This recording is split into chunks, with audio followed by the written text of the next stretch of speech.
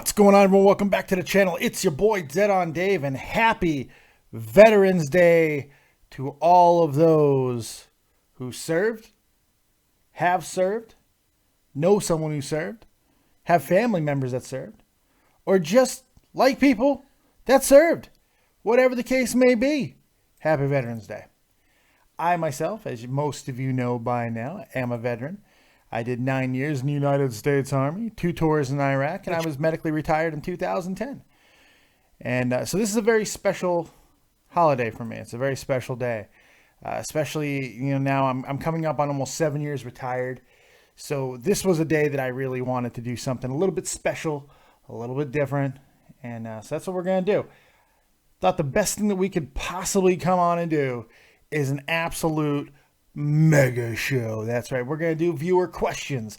We're going to talk wrestling. We're going to talk sports. We're going to talk the insanity that's happening with Donald Trump right now, as far as the protesters, which I'm going to define that they are not protesters.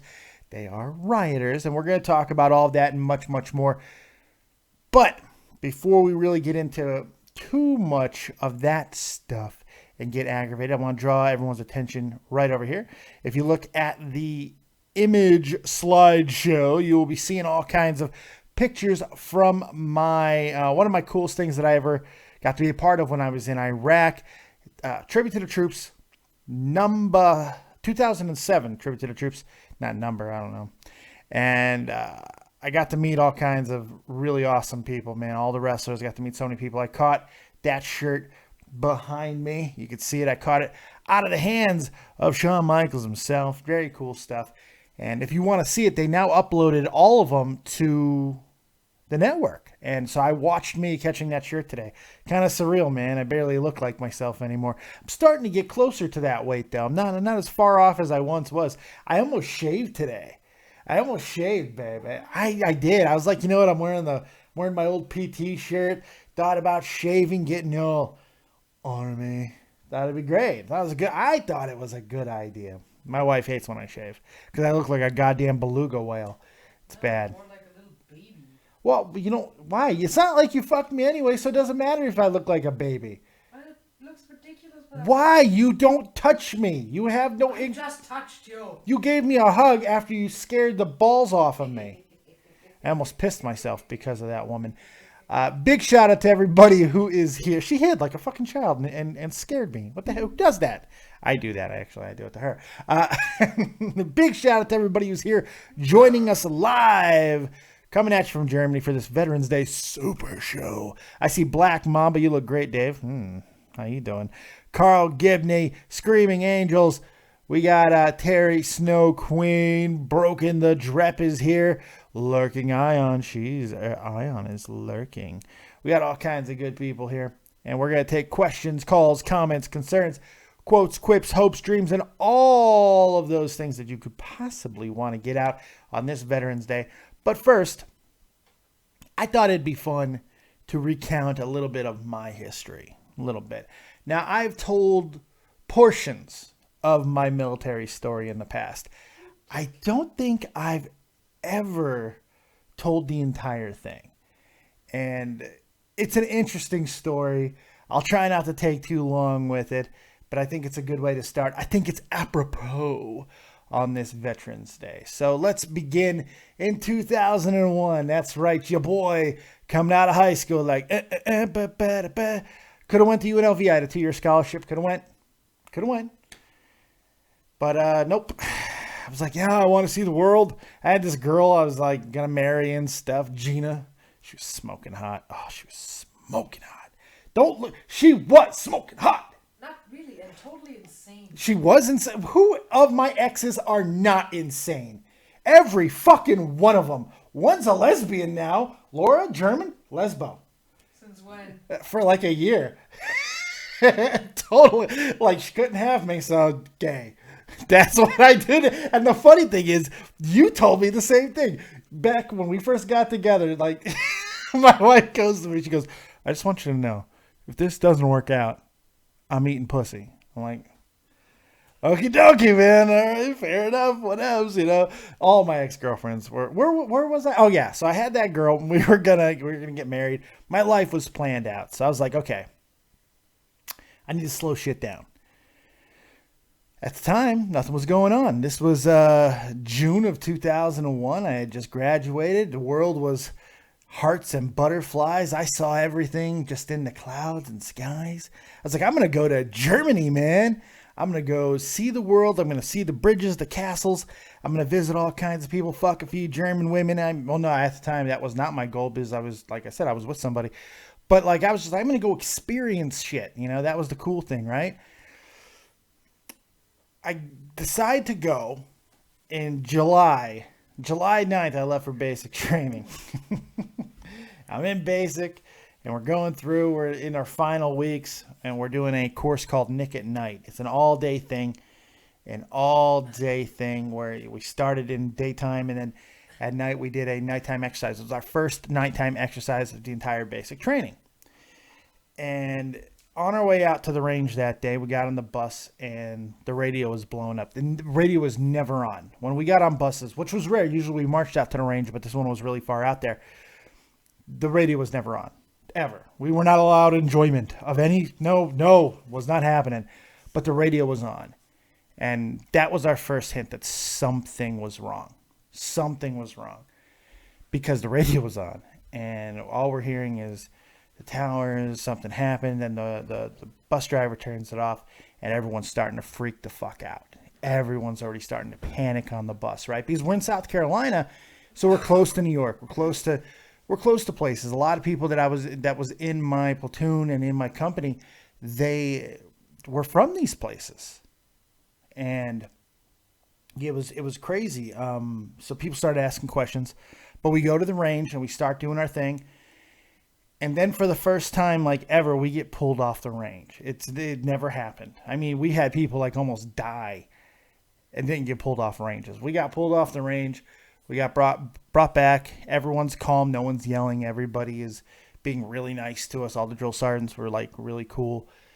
And they get us into a room and they're like, look, we don't know what happened exactly. We're going to turn on the TV and we're going to watch this together because the Twin Towers in New York, they're gone. What do you mean? What do you mean they're gone? Everyone's freaking out. People are from New York. They're in tears, like breaking down. Absolutely just can't even deal with it. We're all coming together. And we're trying to like support each other and stuff. But really everybody was sitting farther away than they probably should have at the time because nobody knew what to do. It was such a surreal thing. And we're watching on television. First time we got to watch television the entire time we were in basic. It was like 7 weeks. No TV. We had like no privileges. We had some stupid people in my basic training. And it was insane. And all of the rumors started hitting. Like, we're going to get fast-tracked. Even though we were 2 weeks away from graduation anyway, we're getting fast-tracked. We're going straight to war, man. Because we're all soldiers. We're all 19. Most of us are young. We had a couple old fogies in there. But, like, even them, we're all young soldiers. Nobody knew what the hell was going on. Nobody knew how to deal with it. Nobody knew what reality was, what the truth was. No one knew. So everyone's panicking. And nothing happened, obviously. We ended up going... graduating. Everyone was saying, we're not going to go to AIT, which is your advanced training. It's where you go learn your job. Basic training is where you learn basic soldiering skills, but AIT is where you go learn your job. But graduation was still a couple of weeks away, so we didn't know if our parents were going to get to come and see our graduation. But the post was locked down. We couldn't leave. My dumbass parents took me off post anyway. We got caught. Fucking got caught. Oh my God, I had to go. I got in so much trouble. They threatened me and they said that they were going to hold me back and make me repeat basic training because I got caught off post with my fucking dumbass parents. Well, my mother might be calling in at some point too, by the way. I should probably turn on my Skype. That would be helpful. So I get caught and they make me clean out all the shitters while I was in Class A's. I was in Class A's. That's your dress uniform. Back then, nobody had dress blues yet because we're still just privates. And I'm there. I'm in Class A's. They're like, we're going to let you get on that bus, Vancura, but you're going to clean out all the toilets. And I knew that was a terrible punishment because I knew what we all did to the toilets the night before. We wrecked them shits. We brought food into the barracks. People were doing just crimes against humanity to them toilets, son. Jesus, that was crazy. So I cleaned them all out, but I knew a cheat way, so it wasn't that big a deal. I took bags, plastic bags, turned them inside out, just scoop shit, fucking pulled it, boom, I was done. I was out of there. And I get on the bus and we go to Fort Gordon, Georgia, Fort Resort, where I had an almost 9-month AIT. I was a 31 uniform. Ended up being a 25 uniform because it got changed over time. And I went and learned all kinds of good radio stuff, computer stuff, and all kinds of crazy shit like that. And that was in Fort Gordon, Georgia. And then my next stop, I found out I was going to Germany, which I got what I wanted. I was really happy. And we're getting our assignments, you know. And all through basic, all through AIT, all I had heard was, do not get the rock. Do not get bomb holder. That's it. Like only 1 or 2 people per class get bomb holder because it's such a shithole. Just don't be the guy. And there was like 15 of us, 20 of us that were going to Germany. So they got, I'm sitting there and I'm waiting. The names are getting called off. And they're like, my drill sergeant, who was that? Man, I can't remember. I think it was Drill Sergeant Malone. And he goes, Vancura, you got the rock. I'm like, no. Are you fucking kidding me? And my drill sergeants hated me there too. As once again, I did stupid shit for no reason. Just dumb shit. We were told not to go to this one place. I did and like finger banged a chick and got caught. Almost got all my shit taken away for that too. It's just fucking, this is just stupid shit in the Army. It was my downfall.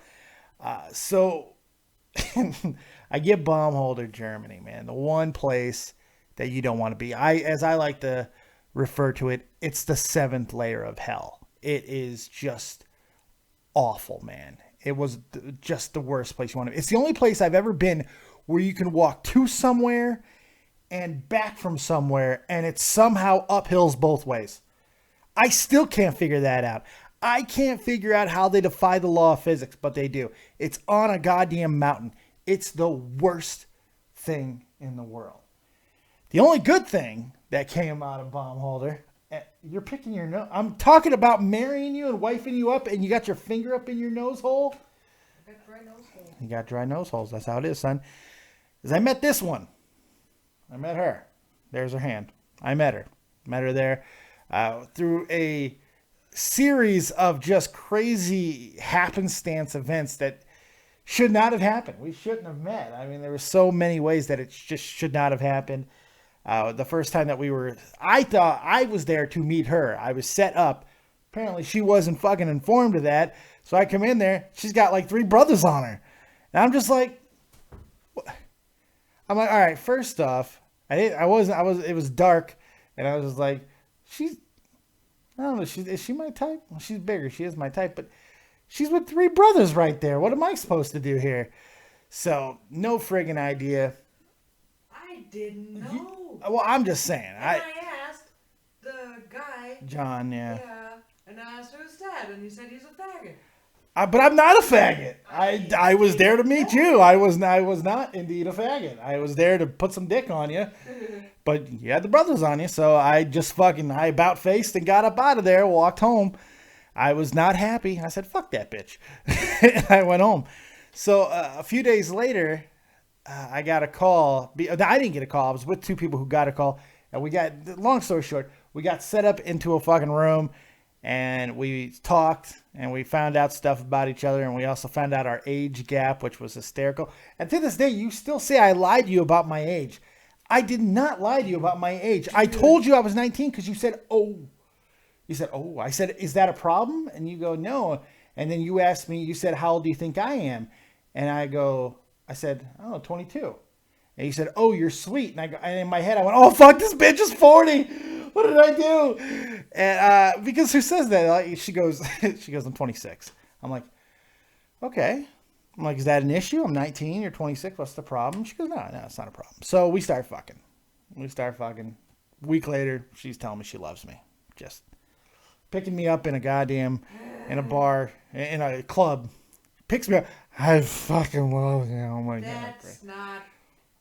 This was not supposed to be love. This was not supposed to be a long-term thing. I had just gotten out of a relationship where I had my heart ripped out from my first German girlfriend, the one who's now a lesbian. And so this was not supposed to happen, man. Well, I have super sperm, as Tommy C likes to talk about his sperm. Well, I also have that super sperm. And yeah, I knocked the baby out there, unfortunately. Well, it was at the time it was unfortunate. I wasn't ready to be a fucking father, and I was petrified because all I had heard of all these stories of people getting these German women pregnant and then they take them for everything they're worth. I didn't know what was going on, and I knew that things were getting bad. I was in a rapid deployment unit, and then the next day, virtually, we find out I'm going to Iraq in like a month. So we start panicking. We're in a car, and I was like, so you want to marry me then? So she was like, yeah, I'd do that. So that's the way I was raised. You get somebody pregnant, you do the right thing, especially with situations like that. Me going to Iraq for 18 months, she had to be taken care of. So we got married, and it was about a month in to the deployment. We got married a couple of days before I left. 3 weeks. But no, 3 weeks. Mm-hmm. Oh, because we got in the Birchweiler. Well, yeah, it could have been 3 weeks. It was. Oh, yeah, it was. No, because it's April 11th and I left May 1st. Almost 3 weeks. Yeah, it was about 3 weeks, 2 weeks. So we get moved in and everything, and about a month in, not even, I get a letter. I was still in Kuwait when I got that letter. That unfortunately, my wife had miscarriage, and then they wouldn't let me go back because we had just left. So I couldn't be with her. I had no idea what was going on, and through the next 18 months, I really didn't talk to her that much. You know, we talked a few times, but not a whole hell of a lot. I got in some trouble while I was there. Big fucking shock. I'll talk to the devil. You did talk to my mother, the devil. That's true. And we, I'm not putting a sling on. Stop saying it in the chat, guys. I'm not putting it on. I'm fine. My shoulder's fine. I'll put it on if I need it. Please. Please. He's just gonna cry later, Terry. Shut your goddamn mouth. So, so I'm there in Iraq, and I knew I wasn't going to get to see her, and I'm freaking out. I'm spending money like a goddamn fiend. She's saving money. I had no idea. And then the first thing to happen that would change my life forever, besides, of course, marriage, but I'm talking my physical health, happened there. I was on a recon mission, retransmission, excuse me, with some scouts, and I was on top of a 5.57 track vehicle, heard some shots, didn't really think anything, not a big deal. It was just shots. We heard shots all the time. Then I heard a ting, ting, ting, ting, ting, and that was, that scared me. And I had full battle rattle, the full combat load, the old plates called the sappy plates, man. They were armored, they were heavy as shit.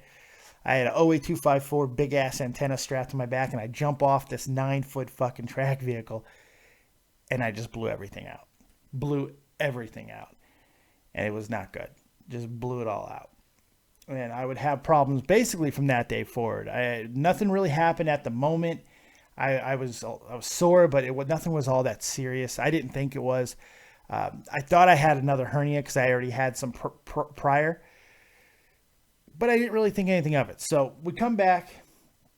I get all my rank back and everything. By the time I leave there, I'm an E4, but I was irrevocably changed. I mean, just changed, finished. I knew something was wrong with my body, and it didn't take long for serious things to start happening. I ended up getting taken out of a PT test on an ambulance in the middle of a fucking field because it was hernia time. I started the first of 7 hernia surgeries altogether, if you want to count the nerve ablations as well. It was awful. It was just one thing after another. I could never get healthy from that point forward. And it was all in my abdominal area. It was all in my groin. And it was all in my lower half. And it was just for the rest of the time. It was just one thing after another. At around my 3rd hernia, a doctor, a dumbass German doctor who didn't believe anything was wrong, did an exploratory after a week of torturing my ass. And they went ahead and sewed my nerve into my groin. Just sewed it right in. And for the next 2-3 years, my muscles were just chomping my nerve to fucking bits. Just chomped it to shit. And it got to the point eventually where my body just started locking up completely. It didn't happen fully until, of course, at the most inopportune time, which was 2007. right after, a couple days after I caught that shirt from Shawn Michaels, a Tribute to the Troops 2007, my body locked up and I got medically evacuated back to Germany. And that's basically when everything really sucked balls. After a whole bunch of situations where I had a temporary nerve block implanted, they sent me back to Iraq. They weren't supposed to. That's a long story in and of itself. So I go back to Iraq. I tried to lose some weight because I wanted to get my E5. That was really important to me. I was going to give it one more shot, just go balls out. And then eventually my body gave out again, and I was medically evacuated for a second time in the same deployment. Still, I'm the only guy that I've heard about that. It was amazing. So I get medevaced again. I come back, and they put the spinal cord stimulator, there's my remote for it, right into my damn spine. Boom. And 2 years later, I'm medically retired. So some of you might be wondering, why are you still in Germany if that's the case? Why didn't you leave? Well, remember when I said my wife had a miscarriage the first time? Yeah, that actually happened and all that. But I came back from Iraq July 5th of 2004. Alicia's conception date was July 11th. We wasted no time. Like none. And so I have a daughter. I got an 11-year-old daughter now. I've been married to this woman here for 14 years almost. 13 years almost. 13. 13 coming up. Coming up on 13. Coming up on 14. Yes, coming up on 14. We've been married 13. Coming up on 14. Jeez, I said 14 and you shook your head no. But it's not 14 yet. I said coming up on. Oh, fuck. Coming up on 14. And so I stayed here. They don't want to leave. My daughter's now in school, so I stay here and I stay on my meth bed, and everything's all good in the hood. And that's what we do. So, hey, that's too many goddamn, it's too many emojis. Too many emojis in the chat. You need to think about your life choices. Here, take a couple seconds to think about your life choices. Too many emojis. So, that's basically the whole shebang. Now I'm here and I'm a podcaster now because basically for the first, 2 years after retirement, I sat and gained weight. 475 pounds I got up to, and I had nothing that made me happy. So I started getting into podcasting about 5 years ago, and everything's been great. I found something that gave me fulfillment and got serious about it. And 2 years ago, a little bit more than that, you guys know, I started my YouTube channel, and here we are. It's amazing. So it's good times. And now I am down to 295 pounds, trying to get all that weight off of me and get back to my sexy time. So there you go. That's the whole kit and caboodle. So thought you guys might want to hear that story. But now it's Veterans Day. It's time to turn it to you guys. If you have any questions, I'm going to get to the questions that I saw in the chat, but I want to take your questions, your calls, your comments on whatever you want. Military service, maybe you want to join the Army, you have some questions. Come on, horse human. Think about your life choices. Too many emojis. Jesus Christ. Terry just doesn't time out. I mean, she bans all. Yes. So we're going to take your calls and everything, but I do want to get to a couple of things first. Let's see here. Kyle Lorch. Dave, did you hear what happened at the Trump Tower today? No, I haven't heard that one yet. I've been playing video games all day. Amir Abdullah Rahman. Do you regret joining the Army? No, I don't. I don't at all. I'm very proud of who I became in the military. So no, I don't regret it at all. I got a wife and kid out of it. No, I don't regret it one bit. Chris Payne, Dave, do you ever plan on coming back to the States or stay in Germany forever? Ask her. I have a feeling I will be coming back in the next couple of years, but that's a different story altogether. DJ Cage, Dave, can you put your uniform on or do you not have it? No, I don't have it. If I did still have that uniform, trust me, it was not fitting on my big ass. I could promise you that. No way. None of those uniforms. No way. I couldn't. No. Broken to Drep, is that Vince? Yeah, in one of the pictures. Yeah, it is Vince. It is. All right, so let's turn it over to you guys. Time to take your questions, comments, concerns, and all that good stuff. Let's get going here.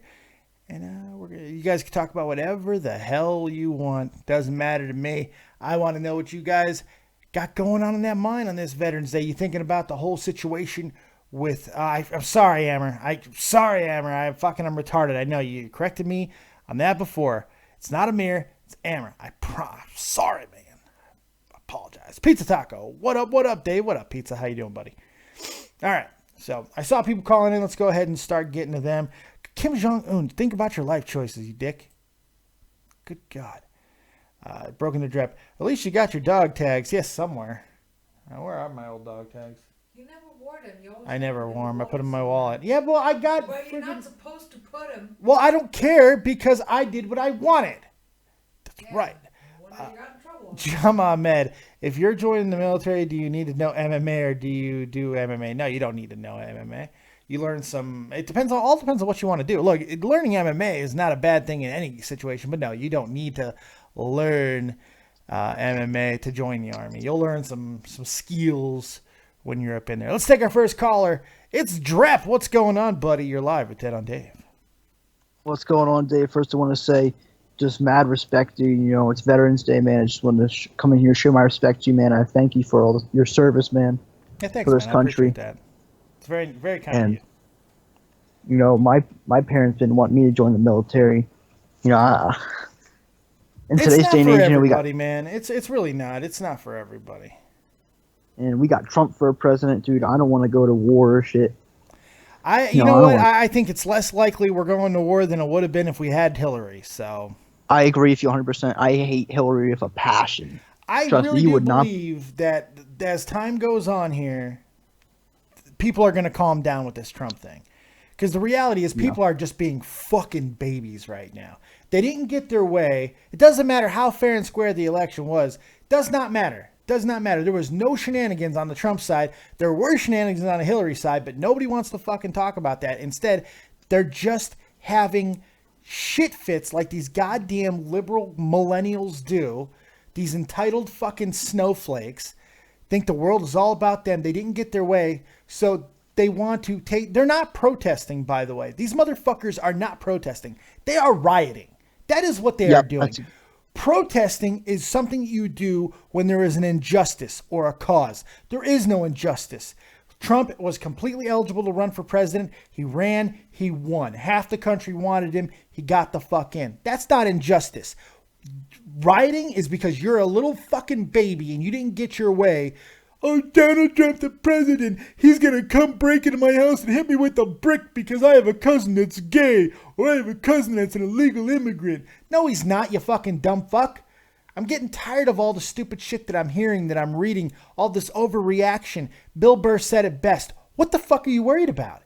Did Obama bring you a sandwich? No, you made your own sandwich. And guess what? Tomorrow you're going to make your own sandwich again. Just keep living your life and everything's going to be fine. All right. What else you got for me, Drep? Yeah. I want to mention about the people complaining about how Trump doesn't like gays. Trump is a huge supporter of the LGBT community. He is. He has stated that. It's more about Pence. It's more about Pence because Pence is very, very conservative. And Pence has gotten caught up in the past because he has made statements that he believes in the right for conversion camps. Not that you have to go to conversion camps, but he doesn't damn conversion camps because he's ultra religious. Okay, what's the fucking problem there? You don't have to send your fucking gay kid to a conversion camp. He just believes that it's okay that they exist. What's the problem? But people are nuts. But continue, please.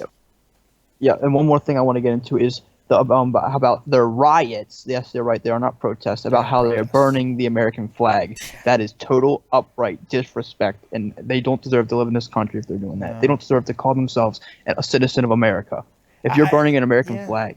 Over this, look, I think there has been instances in our history that probably warrant severe protests that maybe even could warrant burning of a flag. Maybe. This isn't one of them by any stretch of the imagination. This is the democratic process in motion. We saw democracy happen. We saw a guy who had no political affiliation. He wasn't jaded by the political system, came in and he shook shit up. And some people really fucking dug it. And on the other, and that wasn't even the big kicker. It was that half of the country was able to really see the type of damn criminal and cancer Hillary Clinton would have been had she gotten office. That's why always hashtag herpes before Hillary. Yep, and I have my name for every platform is Drep greater than Hillary, and everyone gets pissed off. And people are yelling at me on Twitter like, "You fucking racist, you narcissist, you fucking bitch, get off the phone." That's right. Get You some must pussy. be a racist because you're anti. Not even you don't even say that you're a Trump person. Just being anti-Hillary makes you a racist. That's hilarious to me. And a feminist. Yeah, you're a misogynist too. Don't forget. Oh my God! But what else you got for me? Once again, man, I just want to tell you thank you for your service for this country, man, and really appreciate it, man. And one more thing, I want to talk about wrestling real quick. About, no problem. Go ahead. Survivor Series. Yes, sir. Survivor Series. If you're actually excited about that show, you know honestly, what? I got to be honest. I am. Really? Yeah, I am. I think it's going to be a fun show. I think this is what's going to help bring back Survivor Series. I would like to see War Games. I really would. But we're not going to get it, at least not this year. Probably not till the old man dies. And then we'll get it eventually. I do believe that. But I think that the way they've set it up, the way that we got inter matches, I think we're going to see the Intercontinental Championship go to Sami Zayn and come to Monday Night Raw. And then we're going to see what should have happened in the first place. The goddamn cruiserweights, they're going to go to SmackDown. And it makes all the sense in the world. It's huge. So they're finally getting around to fixing stuff. I like that. Yes, I love when I heard about Kalisto and Brian Kendrick for the Cruiserweight title, whoever won. That brought a lot of intrigue to me. That and Shane McMahon in the Survivor Series match as well. Though I don't know if I like that too much. I gotta be honest. Yes. I'm not thrilled with that because they could have put literally anybody in his place, but instead you're gonna. I mean, John Cena couldn't work one date. I mean, I don't understand, but what you gotta do? I mean, I love the concept of Baron Corbin in there because, you're building new stars. Baron Corbin's a really great worker. Yeah. Not that great on the mic, but the man's a freaking beast. He's getting there. Build him as a monster heel. This would have been a good way to elevate him, dude. I think he got hurt. I think he's legit hurt. I think something's wrong. Yeah. What other reason to take him out? Just to put Shane in? It makes no sense. If Lesnar was in the match, it would have made sense because, him and Lesnar have a thing from not that long ago. But I don't know. We'll see what happens. And one more thing before I go is Matt Hardy's amnesia. You think that's real or fake? Look, with Matt Hardy, you have to assume everything is a work because he's gotten so lost in his broken persona that everything that he does, if there's a camera or if there's somebody recording it in any capacity or if it's on social media, you have to assume it's a work. I'm going to double down on that because of what's happening with a 2-hour total deletion coming next month. The entire TNA episode will be from the Hardy compound. I don't even know what to say about this, but it is what it is. So we'll see. Hey, Drep, I appreciate the call, buddy. Yep, thank you. You have a good day, dude. You too, man. Let's take another caller. It's my good buddy from North Kakalaki. He's the Baron of Positivity. It's Tommy NC 2010. What's going on, pal? Hey, what's up? How you doing? You are one creepy mustache motherfucker. You know that? And oh my gosh, thank you. But it's just all about the insanity. You have to open the door, but sometimes you just let out the insanity, I guess so. What you got for me, man? Oh, well, I have to say that I was listening to something, and you said I'm not subscribed to your channel. You never watch my shows. I just tuned into you and saw you were live, and that's why I called in. Ugh. I told you an hour ago when I talked to you on the phone that I was going to be live, you jerk off. Well, I was just searching through the live streams, and I said, oh, my good buddy, Dead on Dave, an awesome veteran that has served this country and is a well-respected gentleman of the YouTube Society, is doing a live stream. How would I call in and give him a dose of Tommy NC 2010? Oh, God, is there penicillin for that? I feel like there should be a fucking penicillin for that. Sorry, Dave, there's no cure to that. Apparently not. So what's up, man? How you doing? Oh, I'm doing good. I've just been enjoying my apartment. I've been loving the bachelor life and living on my own and jerking off into socks, drinking your own urine, making sure that you wake up, you masturbate, you go to sleep, you masturbate into socks, into underwear, into all kinds of fuzzy slippers, whatever you can smear some Vaseline on, whatever you need done. Yeah, it's a great life. I miss it. Well, I don't do that one thing Liar. that you said. That's a goddamn liar. Tommy, if you don't masturbate, that's your whole goddamn problem in life. I've jacked it twice since this show started. Hey, don't you have a wife for that? My wife hasn't touched me in years, son. She's standing right here. Dude, I'm surprised. I'm surprised she hasn't pulled up the saddle and gone 12 rounds with you yet. And not John Cena. Yes, we do have a saddle. No, because I gained so much weight, I'm disgusting to her. I'm disgusting. She hates me. She's not easy, Daisy, not easy. Yeah. What else you got for me, Tommy? You're creeping me out. Well, it's now everybody's rioting now because officially Donald Trump is he's not in the House just yet, but he is the president of the United States, and now people are rioting. And I'm like, half the and people are rioting. Say Democrats are jackasses, Hey, not all Democrats, but these goddamn liberal fucking snowflakes, they are absolutely out of control. I meant to say, my bad. I meant to say people say Republicans are jackasses. That word disrespectful. And it's funny. People just can't. And here's the thing. People can't stand to lose. If they, Yeah. I can imagine a lot of people losing bets that night. They probably put a lot of money saying, I bet you Hillary's going to be president. And then, but I'm bummed. You don't gamble on the election. Well, I don't think people lost money and that's why they're taken to the streets. I think for some people, this was such a combative election. People lost friends over this because we have this social media shit now where everybody wants to fucking speak their mind and everybody feels that they should be heard and their voice is special and it means something, when reality is most people are goddamn stupid and they shouldn't be speaking to massive amounts of people. Yeah, you know why? Don't take this the wrong way, because you knew that you didn't have a whole lot of political things to offer. That's why I kept quiet. No, I don't. Tommy, I made a video after Donald Trump became president, and I said, it's, not about Donald Trump. It's about the United States. It's about the people. And it's about making this country great again. And it's about showing that we have a backbone and not a floppy dildo. Exactly. Honestly. That's what it's supposed to be. But we'll see how it works out, man. Hopefully people are going to give him some time. We'll see. Tommy, you got anything else for me, buddy? Well, I just want to say, folks, make sure always to give Dave a very nice back massage and to remember to kiss him firm on the mouth because he loves that. Right on the lips. And remember always like that. Remember, everybody, to stay positive. And Dead on Dave show is where you can get your wrestling news facts and everything else. Always going toe-to-toe with the one and only Joe Cronin.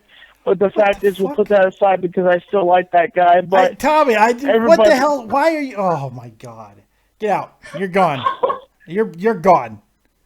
You need to go drink more or less. I'm not sure which one, but you need to drink more or less. If you haven't taken your pills today, if you haven't taken your pills today, go take your pills. And if you have taken your pills today, go ask your doctor if you're taking too much. Thanks a lot, Tommy NC 2010. I appreciate it as always. Hey, bye. Oh, my God. Sparksy, my doll, how you doing? Save me. Save me from the insanity. Give me a second. What? Yep. Oh, okay. I need to breathe. Yeah, okay. That's my Tommy NC 2010. That's my buddy. He's a good man. He's a good man. He's great. I joined the stream a little late. I was gonna call earlier, but I've been in Fenton all day. It's been a very long day. I'm Um, I wanted to say from the bottom of my heart, thank you very much for serving our country. That's all Thank you. I that's all appreciate to that. say. That means a lot. Thank you very I have much. I have a lot of family right now that's actually in service. I have a cousin who's actually right now in the Marines. He's out in what is it?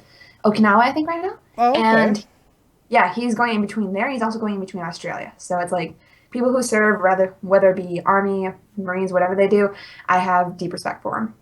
It means a lot, and I do really appreciate that. And I have respect for everybody who serves. I know what it takes to do it. I didn't do it for the, rah-rah reasons, a lot of people do.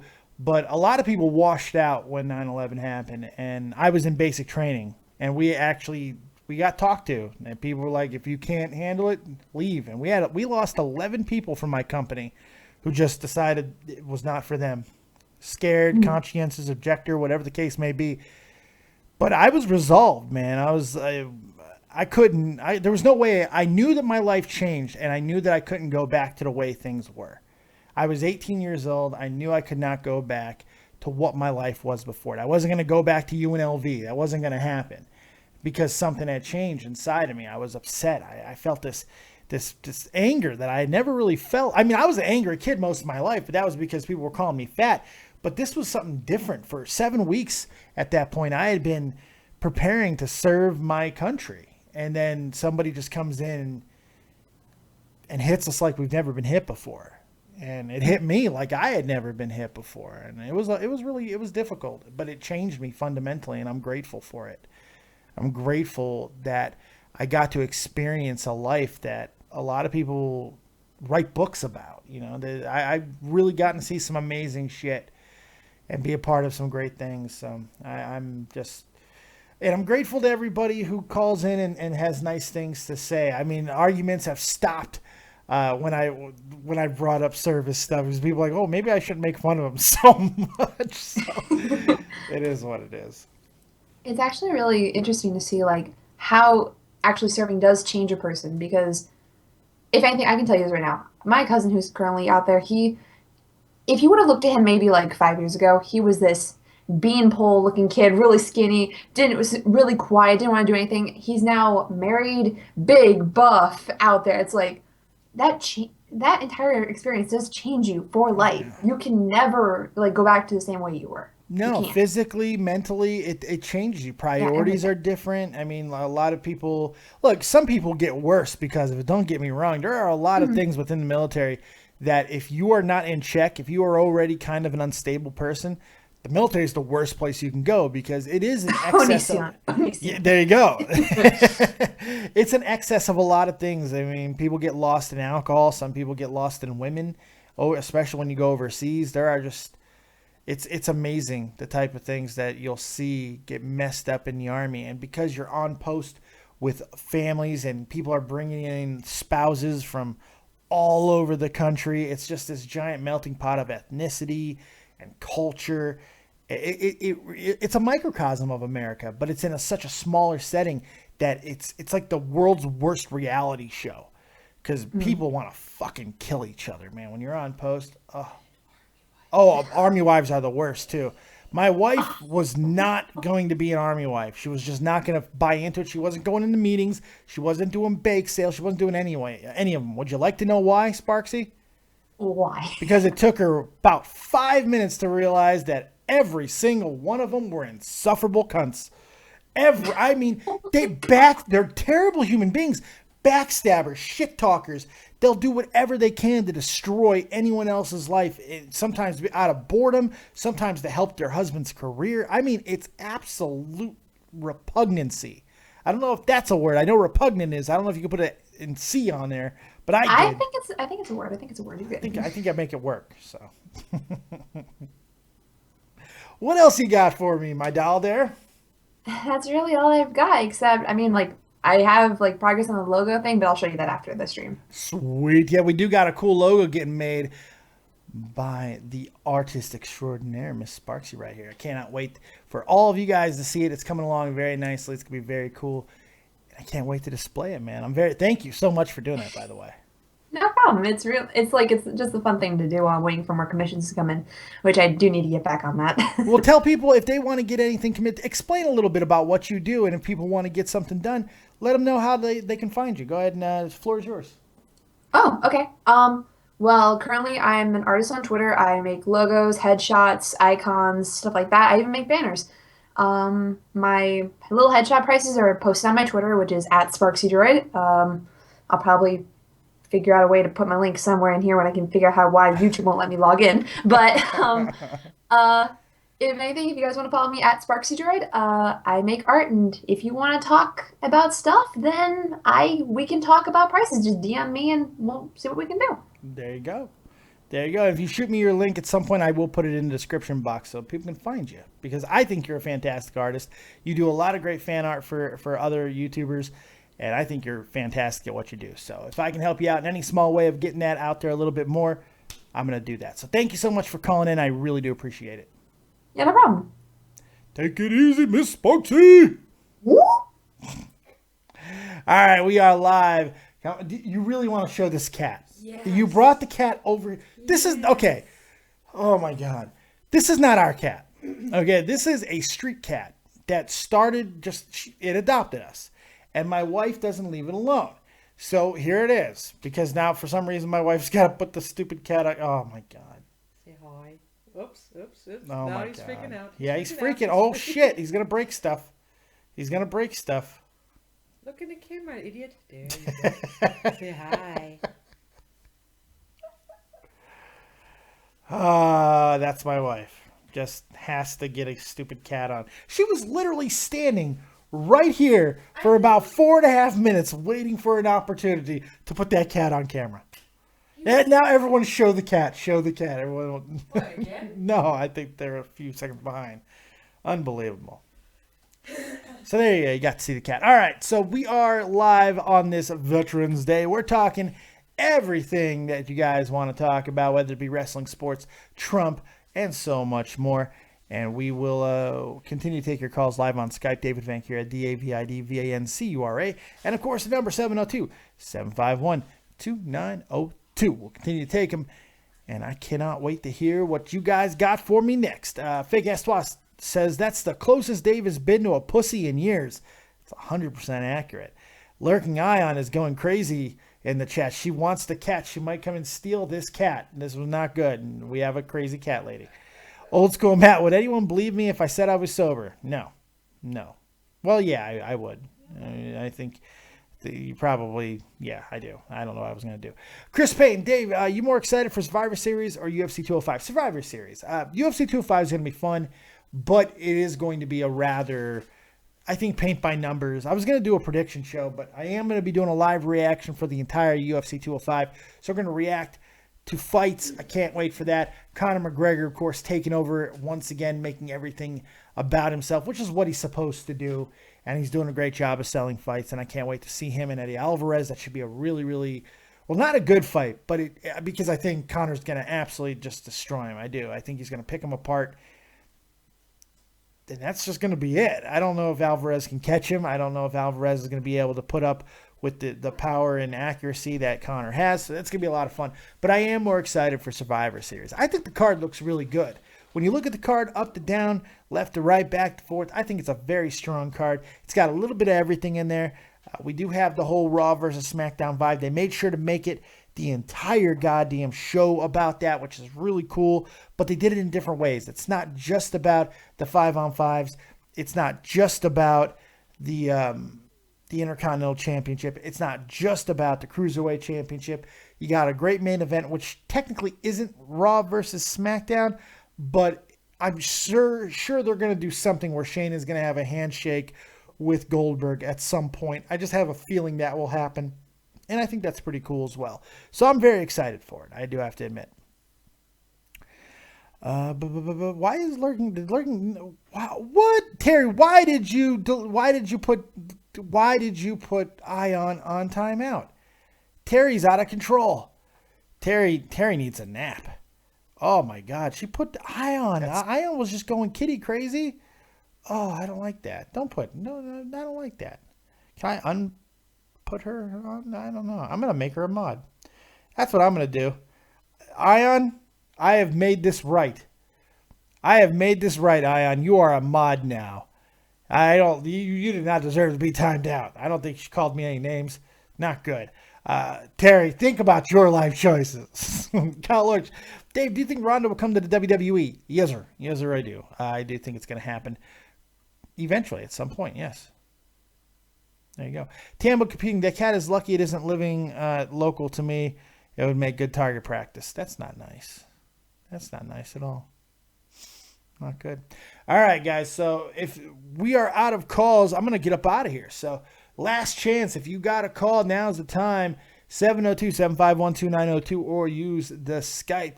David Vancura, DAVIDVANCURA.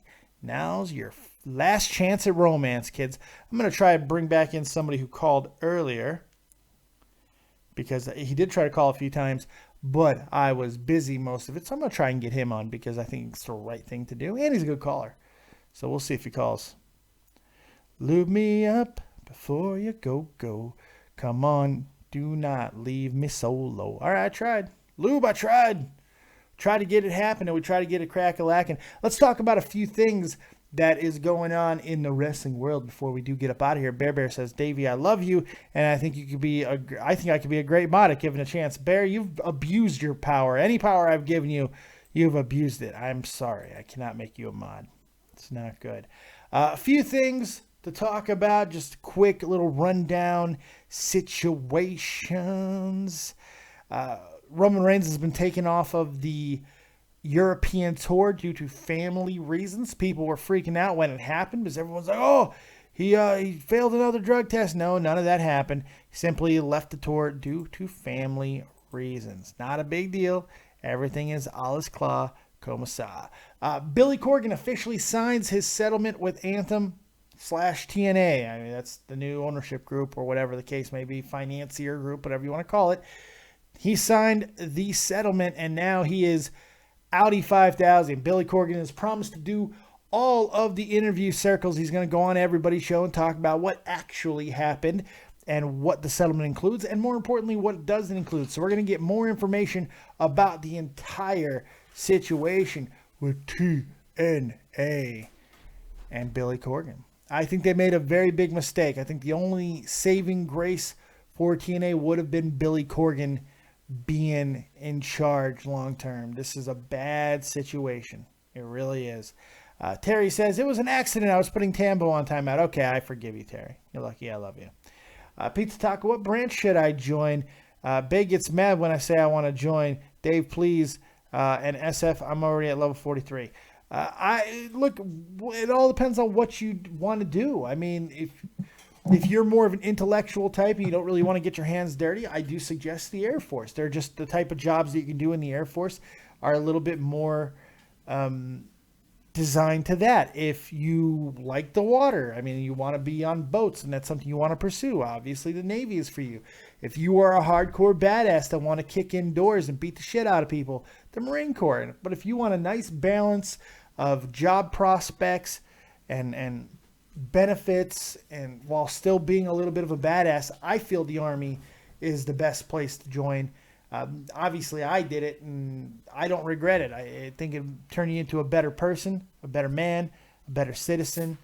It's a good place. It's a good place. It all depends on what type of person you are and how you want to pursue it. Joining me now is my good friend and sometimes co-host over here. And, of course, you know him from Shot from the Point. It's Frenchie Ben. What's going on, my friend?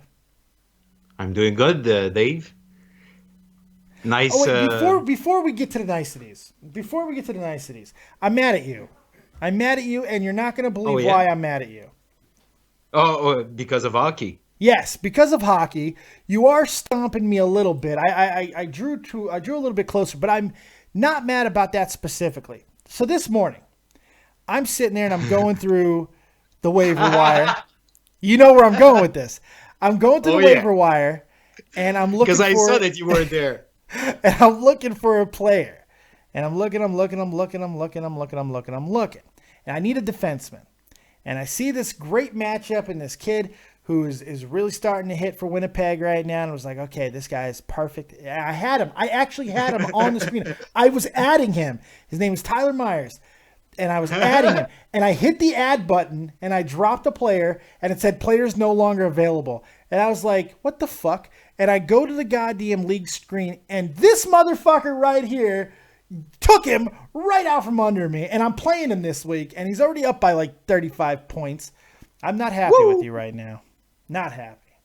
I'm having a good week, a good stretch right now in the beginning of the season.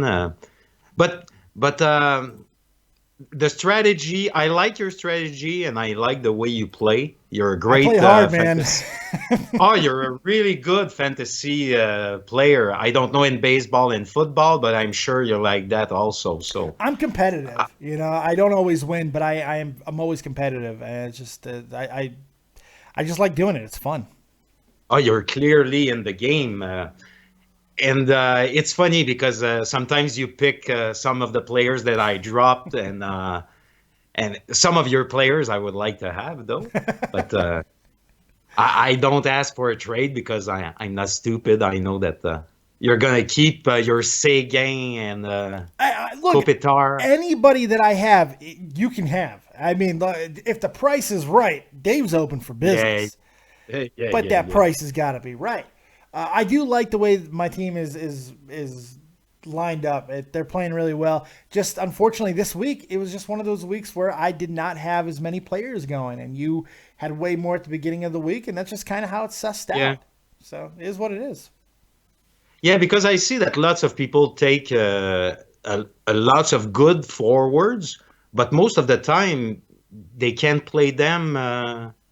They can't play them because they have too many available on one night and not enough another day. So they have a stacked roster, but they cannot really push it to the moon. Yeah, they're sitting 2 or 3 top scorers almost every night because they don't understand roster balance. You have to have a good roster balance. Sometimes that means carrying a couple goalies. Sometimes that means carrying 4 to 5 defensemen. But you got to have good roster balance. You got to have a couple of guys that you know that you could drop and be able to pick up. And that's what I try to do. I call them floaters. I got guys that I know that I can probably drop safely. And if they get picked up, I'm not devastated because I'm always looking for that next floater. And that's kind of how I try to go with it. Yeah. Yeah, I do that since maybe a week. I have one floater. The rest of my team I kind of like because I choose players that I like to follow or I like their play. So I try to really have fun with the guys that I choose. Yeah, I do too. I'm the exact same way. Right now, Frenchie Ben is leading the league. He's 3-0. I'm 2-1. My loss was ridiculous, though. My one loss was to Jeff Huffman, who scored like 15,000 points, and I scored 14,099. It was ridiculous. In the first week? Yeah, I think it was week 1. Yeah, he was on fire. No, no, it was week 2. It was week 2. He almost scored 200 points. The only other person who would have beat me that week was fucking Bonner. He scored 189. I scored 188. Fucking Huffman 197. I was like, are you kidding me? Putting up 200 points in this league is not easy, and Huffman about did it, and it was just bad week, man. What are you gonna do? One person that surprises me this year is Deb. She's doing good, and there's a matchup this week between Tommy C and his wife, and they're kind of close. It's a good fight. Yeah. Oh yeah, they are fighting this week. Yeah, that's right. Yeah. And speaking of fights, no, Pierre's playing Tommy's wife. Tommy's playing David's Goon Squad this week. Oh, okay. Excuse me. Oh, no, wait. I'm looking at the wrong thing. No, you're right. I'm stupid. Please continue. I'm dumb as fuck. Please continue. Speaking of fighting, have you seen that? Of course, you saw that Gastelum won't fight tomorrow. No, I have not read the entire story yet. I heard it was something to do with cutting weight. He wasn't going to cut anymore. What happened? Explain to me what happened. He wasn't able to make the weight, so there won't be a fight between him and Cerrone. That was a big fight on that card for me. I was really. It was the second fight I was waiting for. Yeah, I really thought that was going to be a fun fight. I like Gastelum. He's a little inconsistent, but I really do like him a lot. And I mean, Cowboy, he's always exciting. So that should have been a really good fight. How much did he miss by? What happened? Because he's been having problems cutting forever. But what? Let's see. Because in the article that I saw, they don't say, but they also say that Thiago Alves missed the weight. So for his fight against Jim Miller. But they will fight, I think. So this is actually on Dana White. I'm reading right here because I thought that they already had made him go up. I thought he was fighting at 185. No, they let him go back down. They made him go to 185 because he's been having weight problems in the past, and now they let him do one fight at 185. And now they let him go back down, and he missed weight again. He missed weight again. Unbelievable. That's crazy. This keeps happening to Cerrone, who badly wanted to fight in New York since the card was first announced. He was originally supposed to fight Robbie Lawler, but Lawler withdrew last month. That would have been a good fucking fight too. Yeah. Because I'm not a fan of McGregor. I'm the kind of guy who waits for him to get beaten and. Might be waiting a long time. I mean, I know that he lost one of those fights to Diaz, but God, I mean, he just got. There was nothing he could do. He was fighting a bigger guy, but he picked him apart. Because I'm not super excited about the card. There's 2 women fighting matches, and as you know, I don't like watching that. They're good women's matches, though. They are good fights. I'm sure. Both look really, really good. I'm sure they are, but and even in boxing, I'm like that. I don't like the small weights, so that's why McGregor doesn't excite me, even though I know he's a top pound for pound. Yeah, I was kind of like that with McGregor for a while, but I got to be honest, being a wrestling fan, he got me, man. The guy got me. He's all charisma. Yeah. I love the way he talks. I love the way that he owns everything that he's around. And the fact is, he is one of the most skilled fighters. I mean, I'm talking precise and methodical. He's a great fighter. He really is. But I wouldn't mind if he got his shit knocked out really good. I don't know if it's going to happen because he's going to pick apart Eddie Alvarez. He might knock him out, but I just got a feeling it's going to be 5 rounds of just pop shot, and Eddie Alvarez's face is going to look like a goddamn period. It's going to be bad. It's going to be bad. Yeah, that's what I expect also. But I'll check. I'll watch your show tomorrow night. I'm gonna watch the last fight, I think. Yeah. And I want to watch Weidman. I want to see Weidman return. I do want to see that. Weidman, that should be a decent fight with Romero. Frankie Edgar's got on the card with Jeremy Stevens. That should be a fun fight. That's on the preliminary. Michael Johnson's fighting. Tim Bosch is fighting. There's some good fighters that are going to be here. Hopefully they will do. That's going to be a good fight, man. I'm with you though, Ben. I'm a heavyweight guy, and in boxing and in MMA, it got a bit since the Klitschko's are gone. Well, but they're not gone. One's still gonna fight, but his opponent, the champion Fury, is a nut. He's fucking crazy and doing cocaine and fucking he can't fight. He's stripped. He's done. The heavyweights are a joke right now. There's just nobody there. Who's there? No, this year I don't really follow boxing. I didn't know about Fury and cocaine. Oh yeah! Oh God! Go!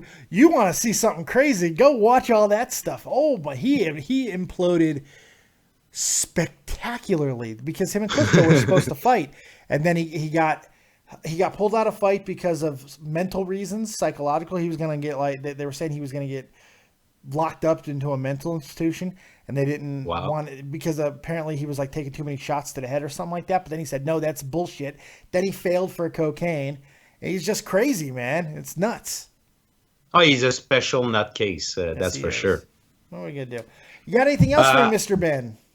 Yeah, I have one question. I thank you again for your service as a veteran. Thank you, sir. And don't talk to me about the army wives, but what is one thing, anything that really surprises you and you never expected to see in the army? I don't know. It can be anything. It can be the catering. It can be the way of living, the way people are. One thing that you never expected to see. I think there's probably two that are tied. One has to do with food because I'm fat, and the other doesn't. The one that has to do with food is exactly what you just said, the catering. When I went down to Iraq, it was with the infantry unit.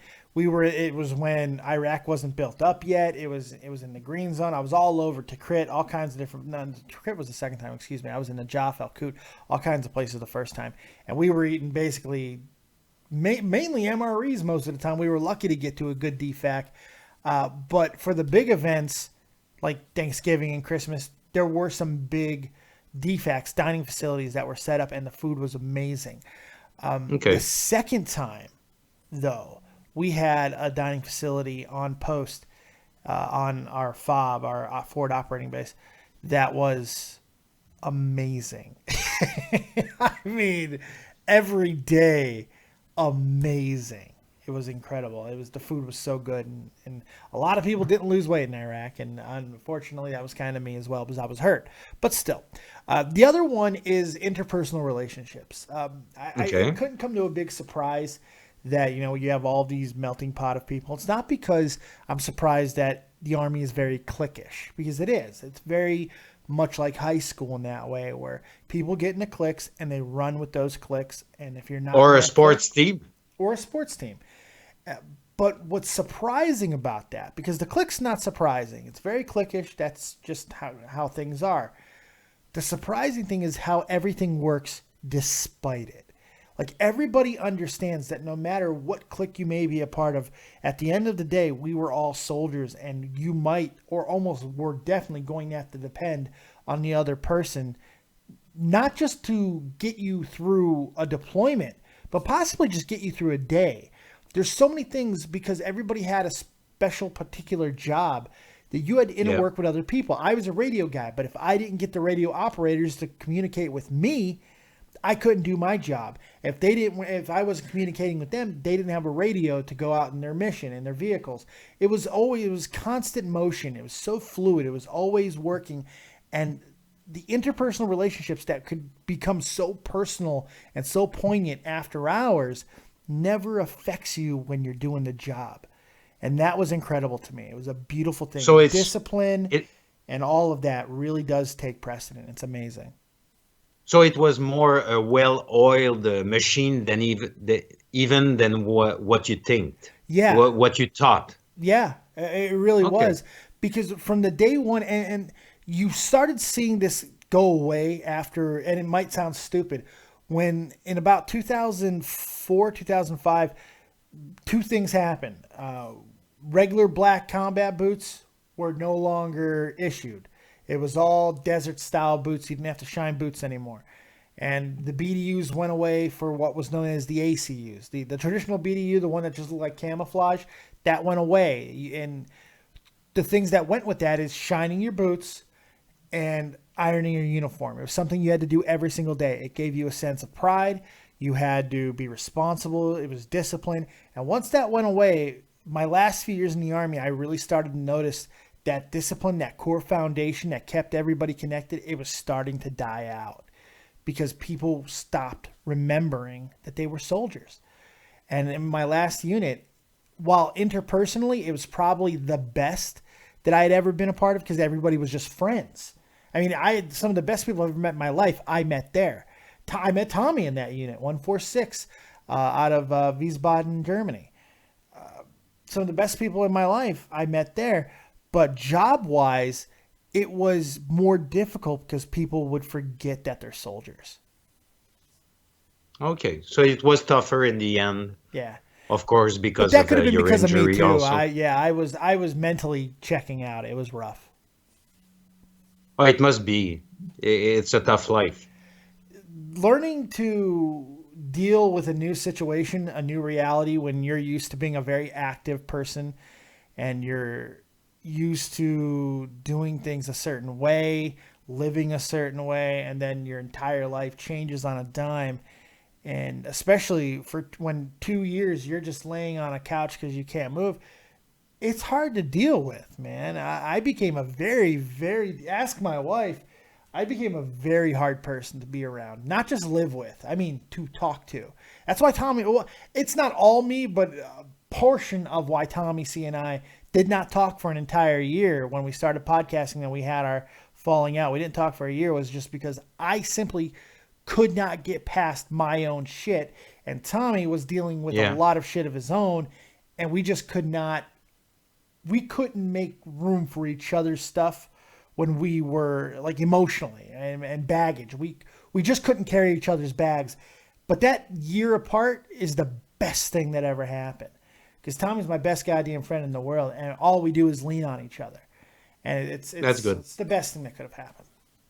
Do you think that the fact that Donald Trump got elected, the way, in your case, for example, do you think that the medical issues will be simpler?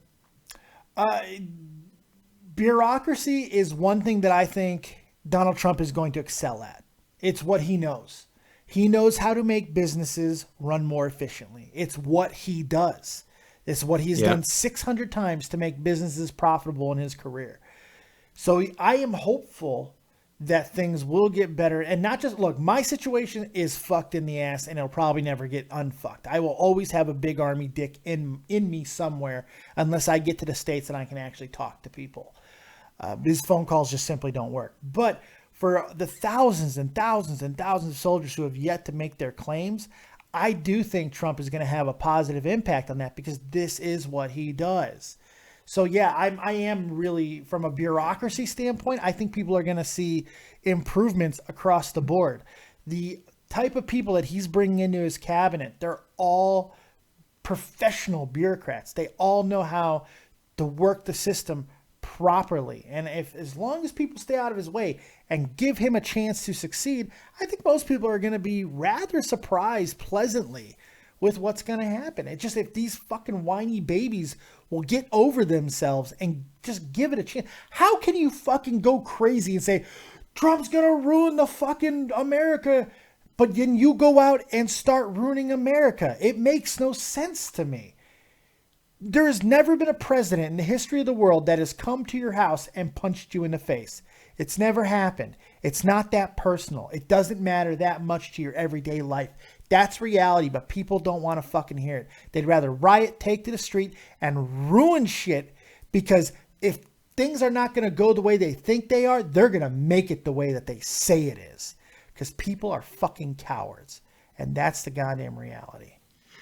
Anyhow, I just hope that Donald Trump, I wish it goes for the best for you, medically and with the administration. Because in Quebec and in Canada, I think, in Quebec, maybe 90% of the population took for Hillary. Mm-hmm. So people are kind of insane. But I don't get. But they're all going in the same sense. My mother is like that. I talked to my best friend 2 days ago, and I was really shocked, but because he's shook.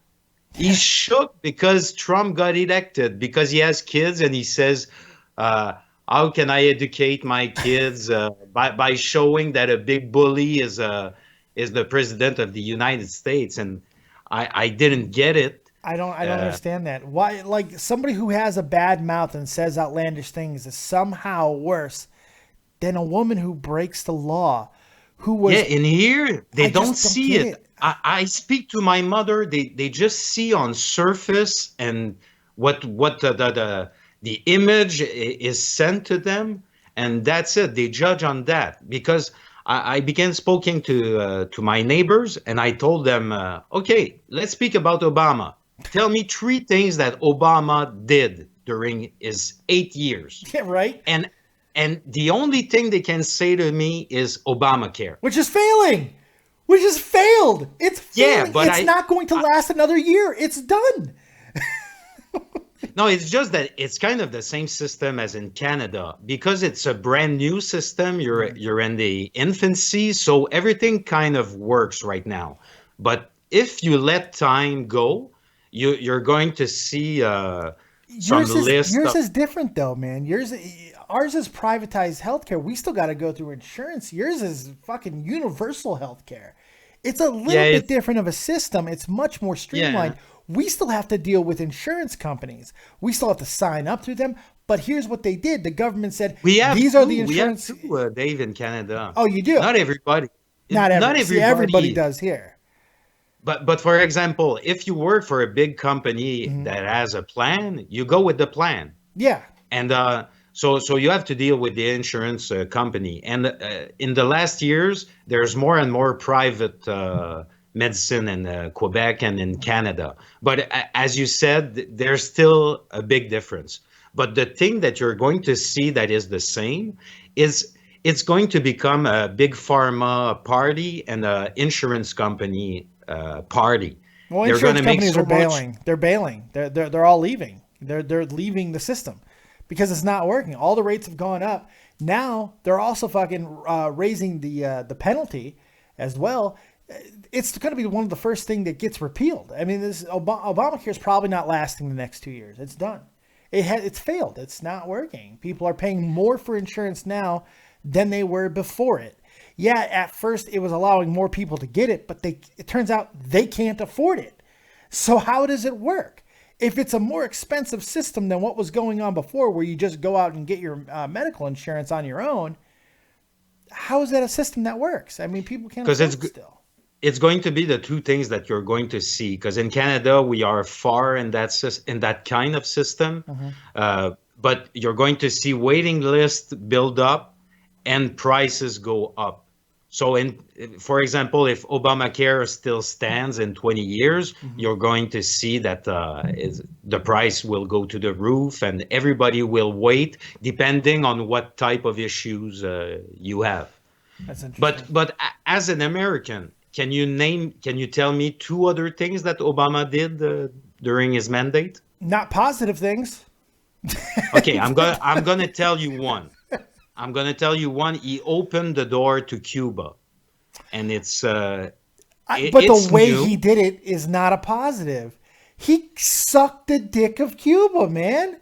He sucked it. When the Cuban government goes on television and claims victory over America, I mean, that is not a positive to me. That is a international weakness that once again has shown and exploited what the weaknesses of the Obama administration truly was. He is a pussy, and the entire world knows it. And man, he sucked the dick. I will agree with that. But you're right, though. As far as a commerce sense, I'm glad that Cuba is open. I'm glad that people can get their Cuban cigars and all that good stuff. That's great. More commerce is always a good thing. I will agree with you there, and it's good for Cuba, and it's good for us. But the way that it happened, it was bad. So it's the same thing. We have to calm down, because Obama, when he got elected, he said, I'm going to close Guantanamo. It's still open. Still open. We're going to leave Iraq. We're still there. Still there. I don't remember. There's other things, but so the same thing applies to Trump. He says, I'm going to build a wall. Maybe there won't be a wall. We're going to expulse all the the illegal aliens. Maybe it's not going to happen. So breathe, and stay calm. Let's wait till 2017, and you'll see it's not going to be as bad as you think. It's not going to be that bad. I mean, look, the wall thing will probably never happen. Logistically, once Trump starts saying how it pen to paper, I mean, when you think of it just logically, it's not necessarily a bad idea. We're going to build a bigger wall. It's going to create jobs. It's going to help hopefully control the border a little bit, until he realizes that it probably won't. And while it might create jobs, it's going to cost more money than America could possibly take on in debt at the moment. It doesn't mean that it can't get put into motion at some point. As far as the illegal immigration goes, deporting everybody, it's not like he's going to go, okay, the 11 million illegal immigrants that are in the country right now, they're fucking gone. No, that can't happen that way. From a bureaucratic standpoint, there's not enough people to enforce it. It will not happen in that manner. It's going to happen in stages to where there's going to be periods for the people who have been in this country certain amounts of times to be able to either get legal or get the fuck out, which I think is the right thing to do. Illegal immigration is bad. 11 million undocumented citizens in America is bad. It's just not good. It brings problems. Of course. It does, but I don't know, Ben. Anything else from my friend? I got two. No. But it's the day to do it. So, so that's why I called, and you had great answers as always. I appreciate it, man. Thank you very much. You are so important, not just to the channel, but in my life, man. And I want to let you know that the entire team, I don't think they know how important they are to me, man. I alluded to it earlier that I had a hard time transitioning out of the Army and everything and not being a soldier anymore. You guys have become my squad mates, man. You guys have become my platoon. You've given me a transition period, and I love you for it. So thank you, guys. Oh, it's a pleasure, and we enjoy what you do. And the more we look at you, the more you enjoy, and you're getting better, and it shows. Thanks, pal. I appreciate that, man. I do. So thank you to you and Melanie. All right, thank you, buddy. Vive la French Canada. All right, because we all know the French Canada is the best Canada. The other Canada is the shitty Canada. If you live there for a minute, you'll understand. All right, Ciao. buddy. Ciao. 347. You're live with Dead on Dave. What you got? You just didn't call me Joe Martin this time. No, I decided to be. I played it safe. I played it safe today, man. Hold on one second. B Company in the chat, you asked if can I show a picture of me in the Army? There are many pictures circulating on the screen of me in the military, unless the slideshow stopped, which I hope it did not, but maybe it did. I'm a lot of love. There we go.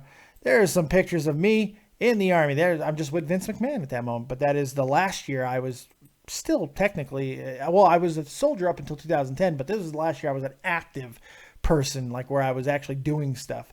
It was just a couple of months after this where I would be on a couch for the next 2 years waiting to be medically retired. All right, 347, I apologize. What you got for me, buddy? Hey, so I gotta ask, man. You're not just, well, first of all, happy Veterans Day. Thanks for your service to our country. You know, I think you vets definitely deserve better. So many of you are homeless, for sure. Unfortunately. Thank God you're not. I have been. I've been there. I lost everything after. There you go. Yeah, we lost our house and everything due to VA fucking mistakes in 2011. I was actually home. We were homeless for 3 months. Jesus Christ. Yeah. That's our country. But I'm living over in another country too, and that is part of the problem. Yeah. If I would have been living in the States, that might not have happened. But still, potato. What else you got for me, buddy?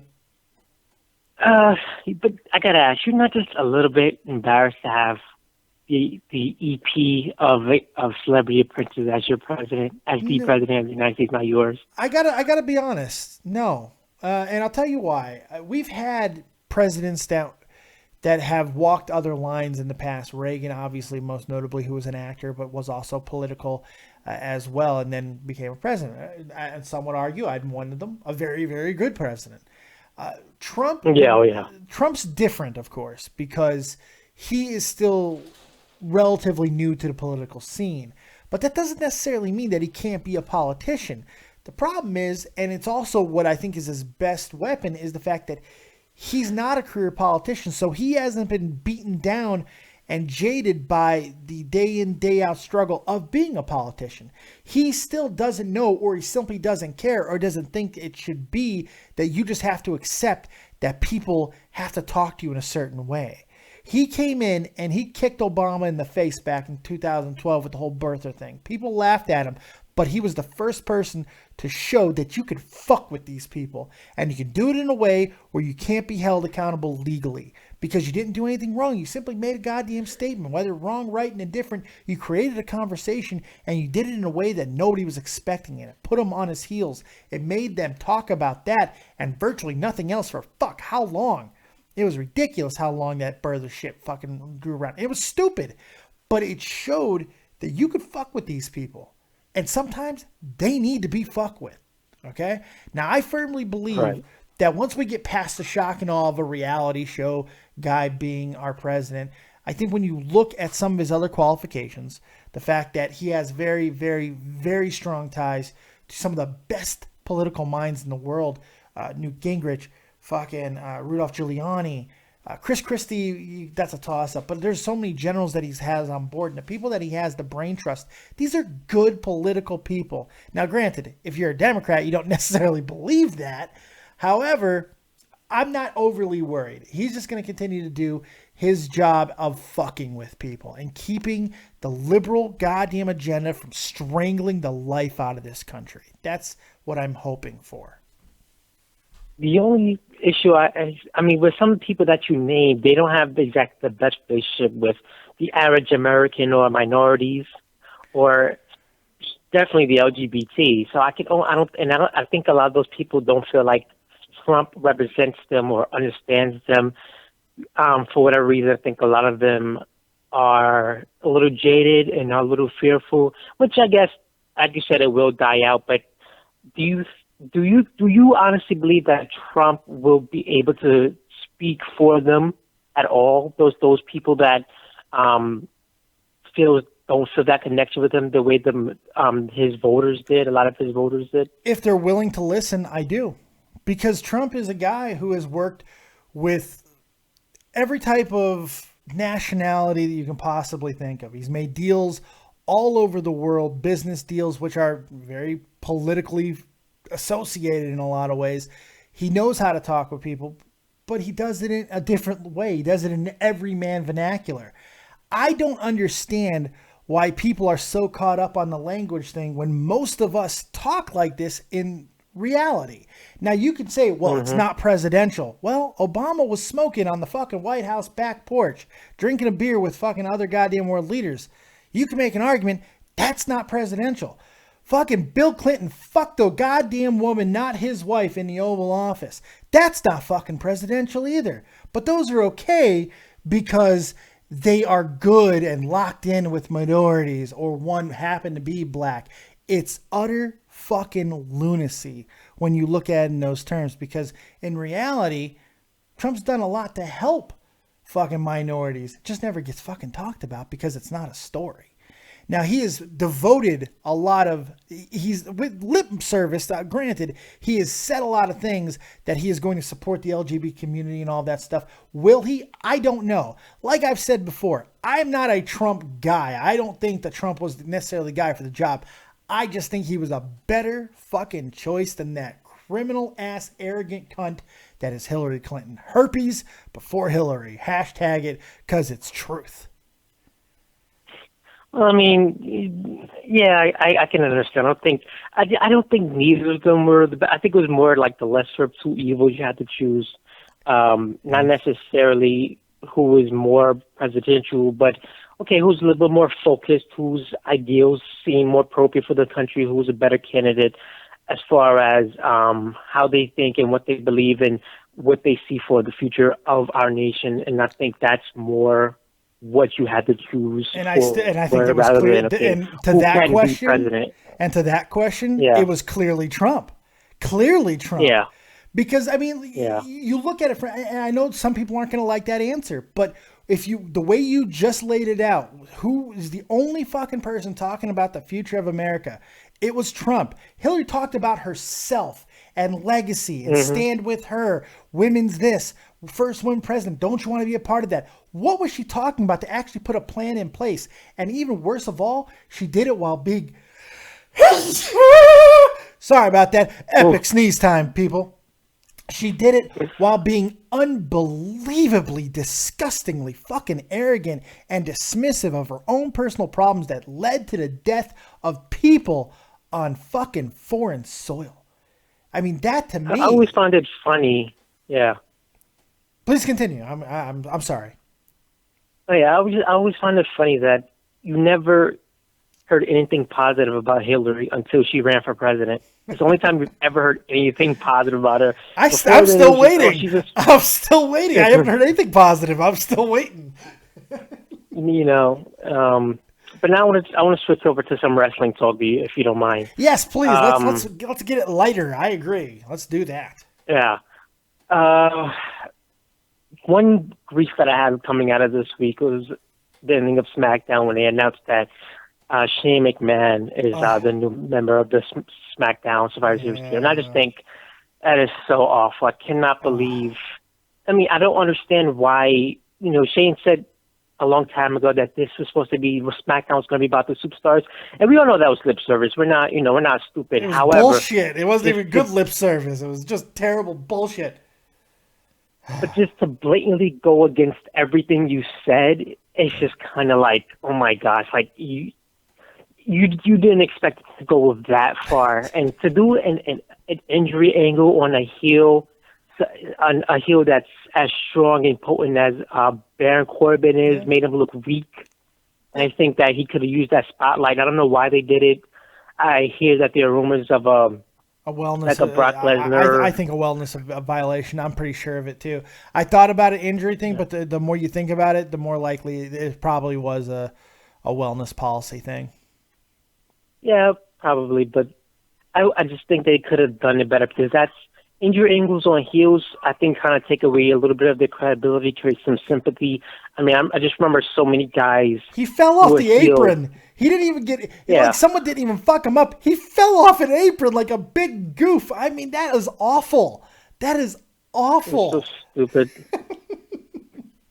And now, I do see signs of change, though. I do. I think that we are going to see some change after Survivor Series. I know I feel like I say that after every pay-per-view, but when things fail and they continue to fail, we'll get a little bit better, and then it'll go back to like, fucking, what the hell is this shit? And honestly, the last 4 to 5, 6 weeks have been almost unwatchable. It's been really, really bad. It's been hard to get through. Thank God I had the Cubs to get me through all of that, so I didn't have to care too much. But going forward after Survivor Series, I think we're going to see a lot of changes. I think both the United States Championship and Intercontinental titles being on Raw could be a very positive thing. The Cruiserweight division being on SmackDown is a must, especially with Live 205, or 205 Live, whatever it's called, following it afterwards. I think there's a lot of positives going forward, and hopefully that will be the case. Yeah, I think so. You know, at first I was a little skeptical of having both mid-card titles on one brand, but then I realized they don't on SmackDown have a deep enough roster to fight for those mid-card titles, and there aren't enough established mid-carders to warrant an even intercontinental title feud. I mean, if you look at the current champ and the former champ, you know, Miz and Dolph Ziggler are former world champions. Yeah. It's like, I mean, you know, they've been at, you know, I want to say at the top, but you know what I'm saying? They've been at that level. Sure. You know, and then now they're, you know, back to the mid-card champion. Which does happen. That's not a big deal in and of itself. But when you don't have anybody to put in there with these guys, when Dolph Ziggler's best option going to Survivor Series was a Raw competitor, you know that there's a problem there. I think having the Cruiserweight division there to flesh out all of the minor stuff that's happening, you give them some good solid time during the show, and then everything else is built around, you know, people feuding with each other and eventually working up to that main championship. I think it's going to make that WWE World title way more important. I think it's going to, hopefully that's what it's going to do. But as long as Ellsworth is around AJ fucking Styles, nothing's changing. I'm getting so sick of that. I don't know why they didn't and just do like a small angle with him with somebody lower in the card, just to because he really cared. He sold merch. That's why. Yeah, and that's exactly why. Which, from what I understand, that's starting to fizzle out a little bit, but we'll see. Final thoughts, buddy. I got a couple other callers. So final thoughts. I just have a question. Yes. Yeah. What do you think happens with the New Day once they lose the titles? Because they will lose them eventually, we know that. But after they beat Demolition, I think they'll probably lose it by the end of the year. They might hold it out to WrestleMania, but who knows? I don't know. Yeah. I don't know. They'll probably keep them together through Christmas because of all the merchandise, because they're built for it. And then I think we will see more than likely Big E getting a push to the main spot. I have a feeling that he's going to be one of the big guys. Maybe even moving to SmackDown. There'll be some kind of a small feud. Maybe one of them doesn't even get into a feud with the other two. He just leaves and signs with SmackDown, and then leaves the other two, maybe Xavier Woods and Kofi Kingston, to feud on Raw. But I think that works. I think it's a good idea to have those two feud, and you put Xavier over, because I think Xavier's got so much fucking potential. I really do. I love Xavier Woods. I think he's the most complete guy of all three. But Big E is no slouch himself. But they got to let him continue to be himself, and I think he could do that if they send him over to SmackDown. We'll see. It's a weird situation because they're so. What are the odds that they resurrect Animal? What are the odds they resurrect Animal and have the Road Warriors come and beat him? Because it's not like anybody else in the roster is going to happen. Zero. It's not like zero. anybody in the roster. I think it's zero. Zero chances. Road Warrior Animal is currently in a couple of lawsuits with WWE. I think it's absolutely zero. More than likely, I see the club eventually taking the belts off of New Day. That's what I see happening, and then holding it for a very short period of time until Cass and Enzo become a long-running title holders themselves. All right. Okay.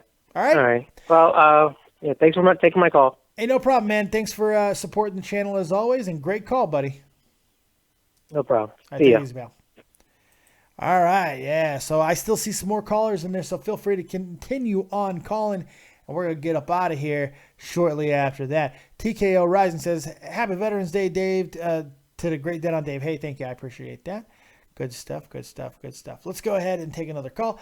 931, it's old school, Matt. We just got old school people. What's going on? How you doing, my friend? You're live with Dead on Dave. First off, man, let me say Happy Veterans Day and thank you for all you've done over the years. Thank you, buddy. And he brought up what I'm going to start calling the cancer of SmackDown, Ellsworth. Oh, God. And on my experience, he's liver cancer because that's the organ he's slowly destroying. I think he's ass cancer. He is cancer of the ass. He is just absolutely. I feel my butthole rotting away because of this guy. I mean, there was no reason for him to be involved any way, shape, and form with Survivor Series, and yet Shane says, "Let's make you a mascot." Yeah, because why the fuck not? I don't know. It makes no sense. I can't even talk about him anymore. I hate it. Yeah. What do you think of the idea of Kalisto challenging for a cruiserweight title? Well, he is. And he is. He's taking on the Brian Kendrick. And if he beats the Brian Kendrick, SmackDown gets the entire division. So I think Kalisto's going to beat him. I think it's the best move. Get the cruiserweights off of Raw. People want to hear Mauro Ranallo call the cruiserweights. You put them on SmackDown, then right after SmackDown, you got 205 Live. Makes all the sense in the world. Kalisto would be a better champion than either TJ Perkins or maybe not the Brian Kendrick, because I really like the Brian Kendrick, but he'll be a better champion than either one of those guys has been. Kalisto's a good guy to carry the division forward. Lots of great matchups. Jack Gallagher and him, Tozawa and him, fucking Cedric Alexander. There's just so many. It's gonna be a lot of fun. And I agree with you. Once they get off Raw, I think things will do a lot better. Because Raw still suffers from. They do. Raw still suffers from the 3-hour syndrome, and that kills anything everywhere. Well, we thought logically that they would give an hour to the cruiserweights, and they simply don't. They give one match for the title picture, which lasts between 5 and 8 minutes, and then they do a tag team match. That's not enough to flush out any serious time.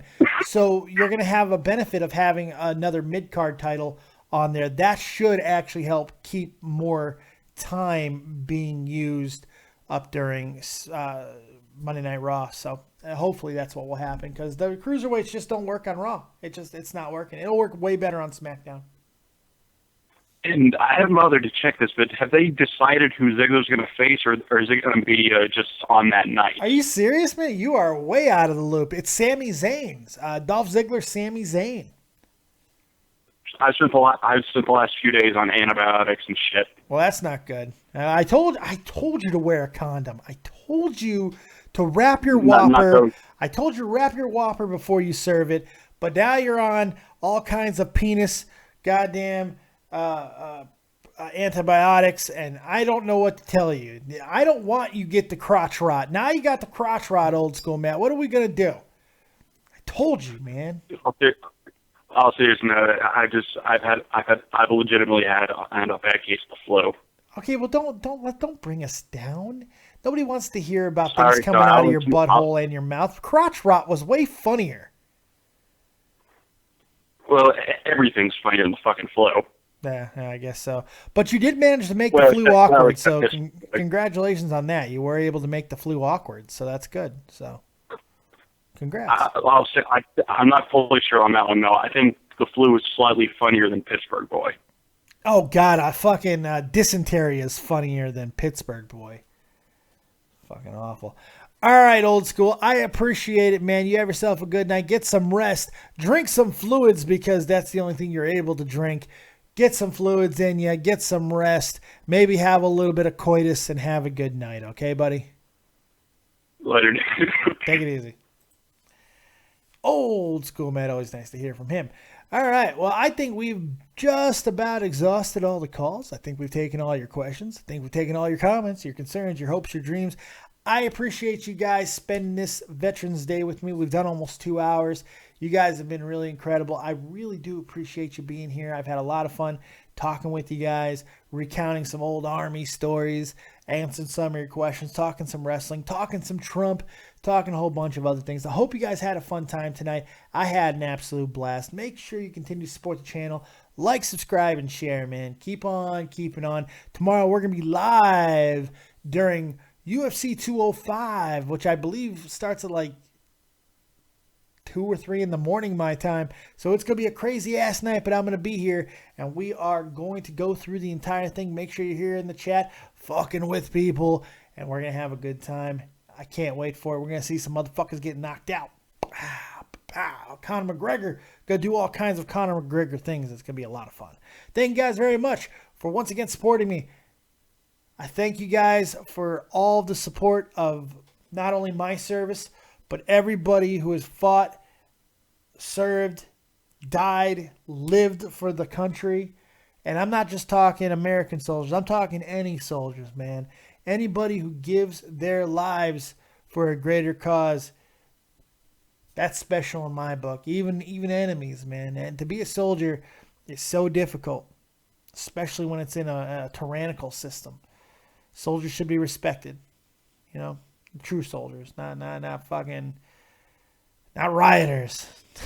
But thank you guys very much, and this is a very meaningful day to me, and I hope you guys made it even more special. So my hat's off to you guys, and we'll see you next time right here on Dead on Dave Productions. Make sure you're checking out everything that's going on within the community, everything on the featured channels page. I want you to take a second, go over to the featured channels page, man. The main page of Dead on Dave. Just click on my name, go over to the side, you'll see featured channels. Check out some of those guys.